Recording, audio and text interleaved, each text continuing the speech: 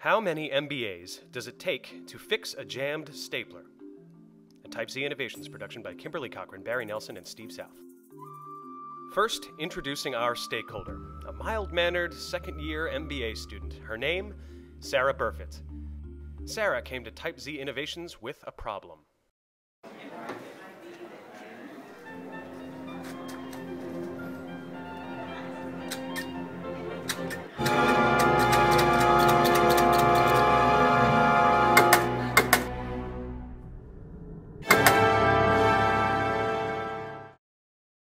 We now know any attempt to innovate an effective solution to a problem as dire as jammed staplers is bound to run into some significant constraints.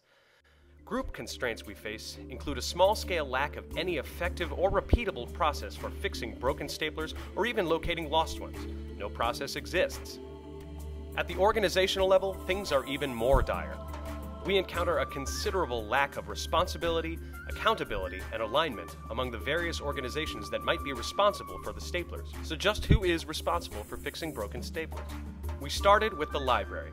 They freaked and told us to talk to the OSGA. The OSGA suggested the dean's office, but they only buy staplers, they don't fix them. They suggested that students usually fix the problem, but I mean, come on, we're useless. So finally, we spoke to IT.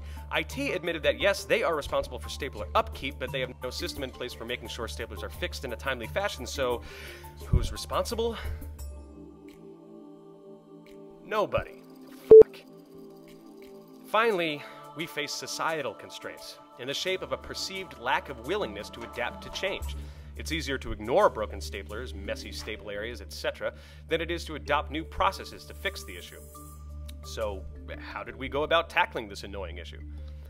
Well, first we spoke with Sarah. We gleaned from her the full extent of the problem. It's not just that they break, it's that they're disorganized, misplaced, what have you. We also covertly observed the stapling zones, where we were subjected to the horror of improper stapling technique. We experienced shock at how messy you people are, and the way in which staplers seem to mysteriously vanish from time to time. We also reached out to various stakeholders and organizations to try and determine the easiest way to address the problem.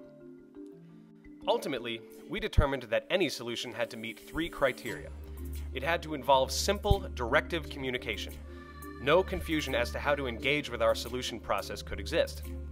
It had to have minimal impact on existing organizational stakeholders. The librarians have their hands full.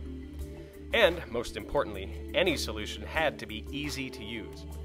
So, what is our solution? Well, beyond being basically buckets with labels, our solution is completely awesome buckets with labels.